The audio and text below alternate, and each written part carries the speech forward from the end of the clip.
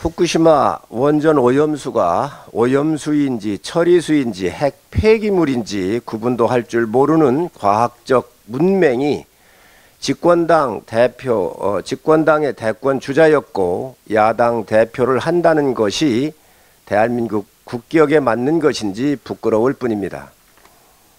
다핵종 여과 장치인 알프스도 들어보지 못했고 국제 원자력 기구인 IAEA도 모른단 말입니까? 후쿠시마 원전 오염수 처리를 위해 IAEA가 주축이 되어 11개국이 공동 검증을 해오고 있습니다. 문재인 정부는 11개국이 공동 검증하는 이 프로젝트에 대한민국 과학자를 파견했고 현재도 함께 검증을 해오고 있습니다. 2020년 문재인 정부 때 원자력안전위원회는 대한민국 최고의 과학자들을 모아 알프스 성능에 문제가 없다는 의견을 냈었습니다. IAEA는 알프스를 통해 정화된 물을 한국, 미국, 프랑스, 스위스에 보내어 분석한 후 IAEA에 다시 보내고 있습니다. 문재인 정부 시절 IAEA는 알프스 성능에 문제가 없다고 발표했었습니다. 당시 문재인 정부는 어떤 이의도 제기를 하지 않았습니다. 문재인 정부 정의용 전 외교부 장관은 IAEA 기준에 맞는 적합한 절차에 따른다면 굳이 반대할 것 없다라고 국회에서 답변을 했었습니다.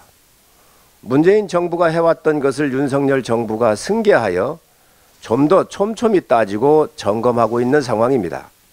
민주당이 묻습니다. 북한의 핵쓰레기와 채굴 폐수에 대해서는 왜 어떤 이의도 제기하지 않습니까? 지금까지 한 번이라도 문제를 제기한 적이 있습니까?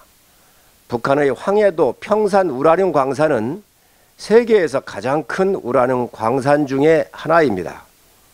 광산에서 나오는 폐기물은 후쿠시마 원전수보다 훨씬 더 위험합니다. 화학물질을 부어 우라늄을 분리한 후 폐수를 예성강을 통해 서해로 방출하고 있습니다. 북한엔 알프스 같은 기기조차 없습니다. 우리의 서해 바다가 직접적으로 오염되고 있는 것입니다. 국민의 안전을 그리 위한다는 민주당은 서해가 위험한데도 왜 어떠한 이의도 제기하지 않았습니까? 연변에 있는 핵시설의